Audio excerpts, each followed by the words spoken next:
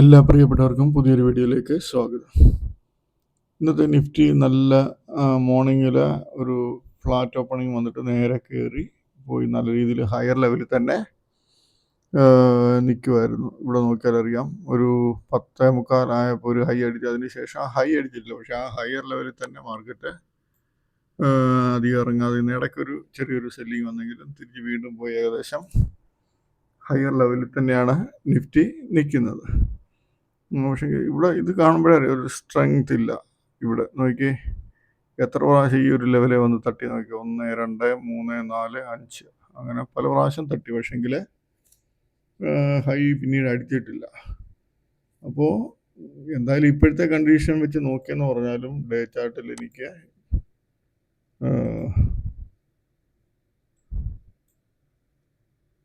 Nifty 25,150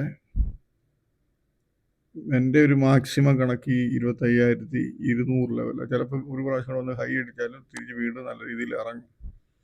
market ഇറങ്ങാനാണ് എൻ്റെ ഒരു അഭിപ്രായം മാത്രമാണ്. മറ്റാരും അത് നിങ്ങൾക്ക് നിങ്ങളുടേതായിട്ടുള്ള വ്യൂ എടുക്കാം. പക്ഷേ എൻ്റെ ഒരു ഇതാണ് 25,200 മുകളിലോട്ട് വലിയ മൂവ്മെൻറ്റ് കിട്ടത്തില്ല എന്നുള്ളത്. നേരത്തെ പറഞ്ഞാൽ 25,100 വന്നതിന് ശേഷം ഏകദേശം 600 പോയിന്റ് താഴെ പോയി. അതിനുശേഷം 2 ദിവസം ഇന്നലെ ഇന്നുമായിട്ട് കുറച്ച് കവറിങ് വന്നിട്ടുണ്ട്. അപ്പോൾ വരുന്ന ദിവസങ്ങൾ ശ്രദ്ധിക്കുക. ബാങ്ക് നിഫ്റ്റി ആണെങ്കിലും അതൊരു പ്രാവശ്യം ഓൾ ടൈം ഹൈ വീണ്ടും അടിക്കാനുള്ളൊരു ചാൻസ് കാണുന്നുണ്ട്. പക്ഷെങ്കിൽ അടിച്ച് കഴിഞ്ഞാൽ ഇറങ്ങാനാണ് ചാൻസ് കൂടുതൽ. അല്ലെങ്കിലും ചാൻസ് ഇറങ്ങാൻ തന്നെയാണ് കൂടുതൽ. പക്ഷെങ്കിൽ ഹൈയുടെ അടുത്ത് നിൽക്കുന്നുണ്ട്, ചിലപ്പോൾ ഒരു പ്രാവശ്യം കൂടെ വന്നിട്ട് ആ ഹൈ ഒന്ന് അടിച്ചേക്കാം. എന്തായാലും ഞാൻ ഇത്ര പ്രതീക്ഷിക്കുന്ന അധികം മൂവ്മെൻറ്റ് അപ്പിലോട്ട് ഇല്ലെന്ന് തന്നെയാണ് പ്രതീക്ഷിക്കുന്നത്. മാർക്കറ്റിൽ ഇറങ്ങി വരാൻ തന്നെയാണ് ചാൻസ് കൂടുതലെന്നാണ് എൻ്റെ ഒരു അഭിപ്രായം. അത് ഓരോരുത്തരുടെ അഭിപ്രായം ആയിരിക്കുമല്ലോ. എൻ്റെ ആയിട്ടുള്ള രീതിയിലുള്ള അഭിപ്രായം മാത്രമാണെന്ന് കരുതിയാൽ മതി. അതനുസരിച്ച് ആരും പോയിട്ട് ട്രേഡ് എടുക്കരുത്. നിങ്ങൾക്ക് ബോധ്യം ഉണ്ടെങ്കിൽ മാത്രം എടുക്കുക, അല്ലെങ്കിൽ വിട്ടേക്കുക.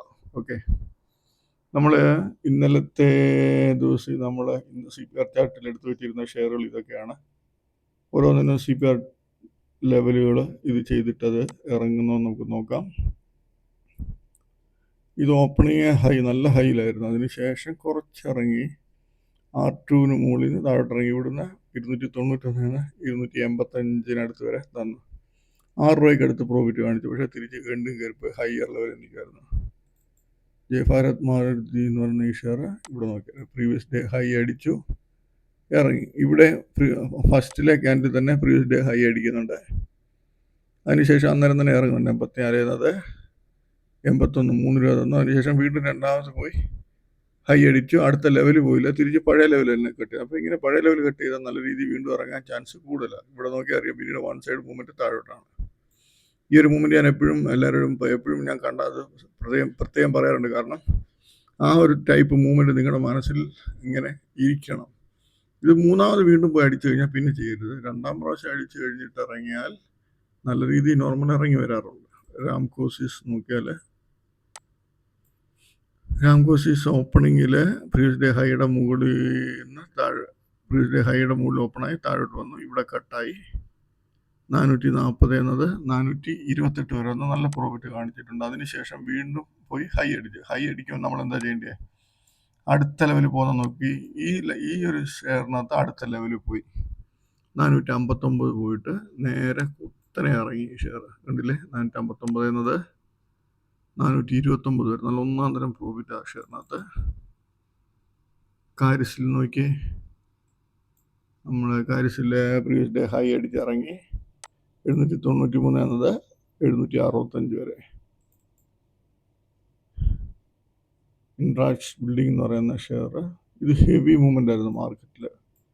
എന്നാലും നമുക്ക് ആദ്യത്തെ പ്രാവശ്യം നല്ലൊരു ചാൻസ് 2147 എന്നത് 2093 വരെ വരുന്നുണ്ട്. അതിനുശേഷം ഹൈ അടിച്ചെങ്കിലും അടുത്ത ലെവലും പോയില്ല. ഇവിടെ വീണ്ടും ചെറുതായിട്ടൊന്ന് കട്ട് ചെയ്തു, എന്നിട്ട് തിരിച്ച് കയറിയെങ്കിലും ഈ ഹൈ അടിക്കുന്നില്ല. പക്ഷെങ്കിൽ ഈ ഒരു മൂവ്മെൻറ്റ് നമ്മളെ പേടിപ്പിച്ച് കളയും. നമുക്ക് ലോസ് ഇല്ലാതെ വെളി വരാൻ പറ്റും. പക്ഷേ ഈ ഒരു സ്റ്റോപ്പ് ലോസ് ഇട്ടവർക്ക് മാത്രമേ അത് യൂസ് ചെയ്യാൻ പറ്റൂ. ഇടയ്ക്ക് വെച്ച് പേടിച്ച് ചെയ്തവർക്കെല്ലാം ഇത് പോകും. പക്ഷേ രണ്ടാം പ്രാവശ്യം അടിച്ചതിന് ശേഷം ആ ഹൈ പിന്നെ അടിച്ചിട്ടില്ല. ടീക്കാൽ എന്ന് പറയുന്ന ഷെയർ വലിയ മൂവ്മെൻ്റ് ഇല്ലായിരുന്നു, ചാൻസ് ഇല്ല. GRS അടിപൊളി ചാൻസ് ആയിരുന്നു. ഓപ്പണിങ്ങിലെ പോയി previous day high open R1 പോയി 2858 കുത്തനെ 2752 120 രൂപ വൺ സൈഡ് മൂവ്മെന്റ് വന്നു. ഹിറക്റ്റിനകത്തും പ്രീവിയസ് ഡേ ഹൈ അടിച്ചില്ല, പക്ഷെ ഏകദേശം അടുത്ത് പോയിട്ട് നല്ല രീതിയിൽ ഇറങ്ങി. വാബാഗ് ഇതിനകത്ത് ചെറിയ പ്രോഫിറ്റ് എടുക്കാൻ പറ്റും. ഇവിടെ ഇപ്പോൾ 1564 എന്നത് 1557, അതൊരു പ്രോഫിറ്റ് എന്ന് പറയാൻ പറ്റത്തില്ല. ഇത്രയും വലിയ ഷെയറിനകത്ത് മൂവ്മെന്റ് തരുന്നില്ല. കട്ട് ചെയ്തെങ്കിലും മൂവ്മെന്റ് തരുന്നില്ല. ഫോർട്ടീസിനകത്ത് ചാൻസ് ഇല്ലായിരുന്നു. ജൂബിലൻ ഫാർമയ്ക്കകത്തും ചാൻസ് ഇല്ലായിരുന്നു. അപ്പം ഇത്രയും ഷെയറിനകത്ത് നമ്മൾ ഈ പറഞ്ഞ ഒരു 5-6 ഷെയറിനകത്ത് നല്ല ചാൻസ് വന്നിട്ടുണ്ട്. ആ ഷെയറിനകത്തൊക്കെ നല്ല രീതിയിൽ നമുക്ക് പ്രോഫിറ്റ് എടുക്കാൻ പറ്റും.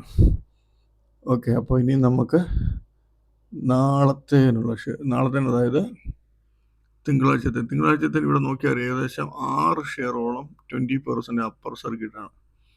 6 ഷെയറിനകത്ത് ഈ കെയ്ത്താൻ ലിമിറ്റഡ് ശ്രദ്ധിക്കുക, അത് കണ്ടിന്യൂസ് കുറേ ദിവസമായിട്ട് അപ്പർ സർക്യൂട്ട് നല്ല രീതിയിൽ ഹൈയിൽ പോകുന്നുണ്ട്. അപ്പോൾ ഈ ഷെയറിനകത്തൊക്കെ നല്ല ചാൻസ് വരാൻ സാധ്യതയുണ്ട്. കെയ്ത്താൻ ലിമിറ്റഡും ഈ ഹൊണാസ എന്ന് പറയുന്ന ഷെയർ, കോസ്മോ ഫസ്റ്റ് ശ്രദ്ധിച്ചോണം, നല്ല ചാൻസ് അതിനകത്ത് കിട്ടാൻ സാധ്യത കൂടുതലാണ് ഈ ഷെയറിനകത്ത്.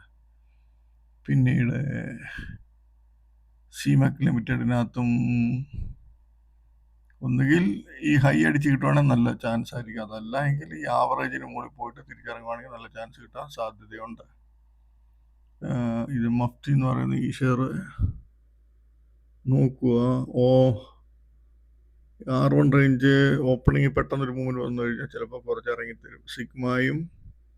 സിഗ്മയ്ക്കകത്ത് വോളിയം കുറവാണ്, കഴിവത് അത് ഒഴിവാക്കുക. അതല്ല ചാൻസ് കിട്ടുവാണെങ്കിൽ ക്വാണ്ടിറ്റി കുറച്ച് ചെയ്യുക.